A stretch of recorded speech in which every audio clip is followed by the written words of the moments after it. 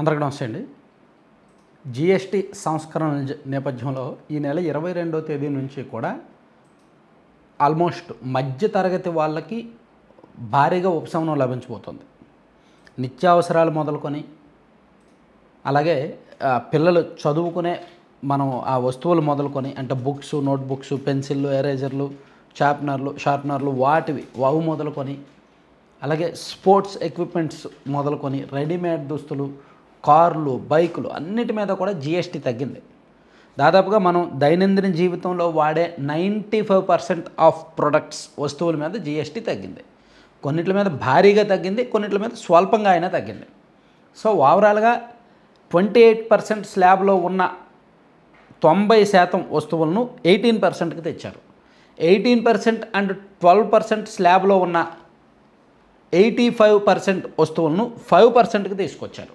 కొన్ని మాత్రం 28%లోనూ 18%లో ఉన్న కొన్ని మాత్రం 40%కి తీసుకెళ్లారు హైయెస్ట్.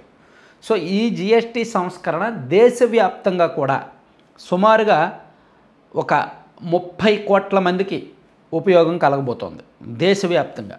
సో ఈ జిఎస్టీ సంస్కరణలు దేశవ్యాప్తంగా కూడా సుమారుగా 30 నుంచి 35 కోట్ల మందికి తక్షణ ఉపశమనం అంటే 22వ తేదీ నుంచే ఉపశమనం కలగబోతోంది. ఇందులో మనకు ఆల్రెడీ ట్రాన్స్పరెంట్గా ప్రకటించింది కార్ల కంపెనీలు. జీఎస్టీ తగ్గించారు, 22వ తేదీ నుంచి తగ్గించిన ధరలు అమల్లోకి వస్తాయి అని ప్రకటించిన వెంటనే ఇమీడియట్గా టాటా మోటార్స్ వాళ్ళు స్పందించారు. వాళ్ళు స్పందించి ఇమీడియట్గా వాళ్ళ కార్ల ధరల్లో ఉన్న వ్యత్యాసం ఏంటనేది చెప్పేశారు.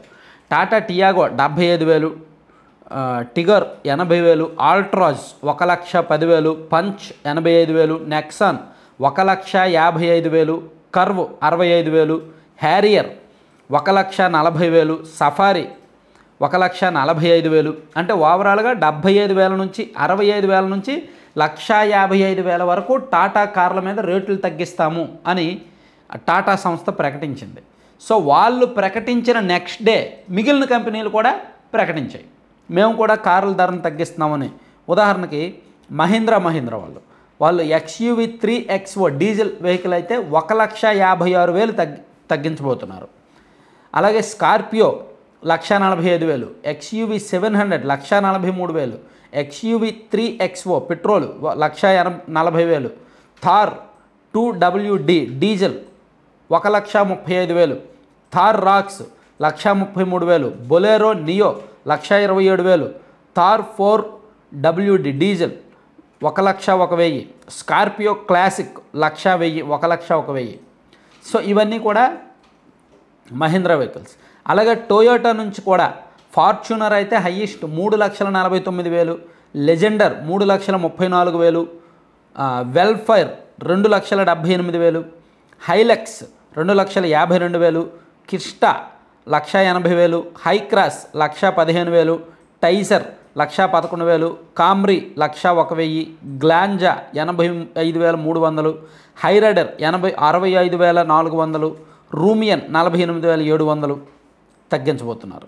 అలాగే రెనో ఉంది కదా, రెనో వాళ్ళేమో కైగర్ 96,395, ట్రైబర్ 80,195, క్విడ్ 55,095 రూపాయలు తగ్గించబోతున్నాము అని చెప్పారనమాట. ఇట్లా అంటే ఇక్కడ మనం అర్థం చేసుకోవాల్సింది ఏంటంటే జిఎస్టీ తగ్గింపు నేపథ్యంలో ఇమీడియట్గా కార్ల కంపెనీలు అందరూ కూడా వాళ్ళ ట్రాన్స్పరెన్సీ, వాళ్ళ పారదర్శకత వాళ్ళు నిరూపించుకున్నారు. ఇదిగో జిఎస్టీ తగ్గింది కాబట్టి మా కార్ల రేట్లు తగ్గాయని చెప్పారు. అలాగే మిగిలిన కంపెనీలు కూడా ఇమీడియట్గా ప్రకటించాలి. ప్రకటిస్తే బెటర్. అంటే వాళ్ళు ట్రాన్స్పరెన్సీ నిరూపించుకోవాల్సిన అవసరం ఉంది. మరి 2 వీలర్స్ ఎందుకని ప్రకటించట్లేదు? 2 వీలర్స్ వాళ్ళు ప్రకటించాలి. అలాగే కొన్ని బ్రాండెడ్ కంపెనీలు వాళ్ళు కూడా ఇమీడియట్గా ఇదిగో మీరు ఇన్నాళ్ళు కూడా ఇది ఇంత కొన్నారు, ఇప్పుడు ఎల్జీ టీవీ మీరు 25,000 కొన్నారు, సో అది ఇంత తగ్గించబోతున్నాం, సో మీరు ఇక మీదట 22,000కే కొనవచ్చు అని కూడా చెప్పొచ్చు.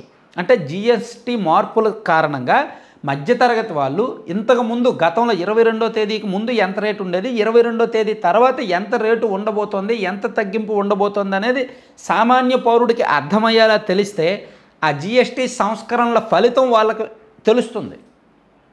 అరే ఇన్నాళ్ళు మనం ఇంత జిఎస్టీ కట్టామా అని కూడా తెలుస్తుంది. సో ఓవరాల్గా ఇది భారీగానే బెనిఫిట్ చేయబోతోంది. అయితే ఇక్కడ ఎక్కువగా జీఎస్టీ అధికారులు కానీ అండ్ కేంద్ర ప్రభుత్వం కానీ కొన్ని కంపెనీల మీద నిఘా పెట్టింది. ఎందుకంటే సబ్బులు, టూత్పేస్టులు, నిత్యావసరాల్లో ఉంటారు చూసారా, వాళ్ళు జిఎస్టీ ధరలు తగ్గినా సరే ఎంఆర్పిలో మార్పులు చేయరు, అదే ఎంఆర్పికి అమ్మేస్తారు. అదే ఎక్కువ జరుగుద్దన్నమాట. సో ఇప్పుడు తగ్గించిన జిఎస్టీలు ఎవరు అమలు చేస్తున్నారు, ఎవరు అమలు చేయట్లేదు అనేది ఇప్పుడు కేంద్ర ప్రభుత్వం నిఘా పెట్టబోతోంది. దేశవ్యాప్తంగా కూడా జిఎస్టీ అధికారులకు దీని మీదే రిస్ట్రిక్షన్స్ కూడా ఇచ్చారు ఆల్రెడీ. మీరు ఒకసారి వెరిఫై చేసుకోండి ఎక్కడెక్కడ ఎవరు ఏ విధంగా ఉన్నారు, అసలు జిఎస్టీ ఫలితాలు ప్రజలకు అందుతున్నాయా లేదా చూసుకోండి అని చెప్తున్నారనమాట. సో ఇది ఒక రకంగా ఉపయోగకరమే. అయితే ఓవరాల్గా మనకి ఇండియాలో చూసుకుంటే ఎక్కువగా మారుతి వ్యాగనర్ ఎక్కువగా సేల్ అవుతుందంట.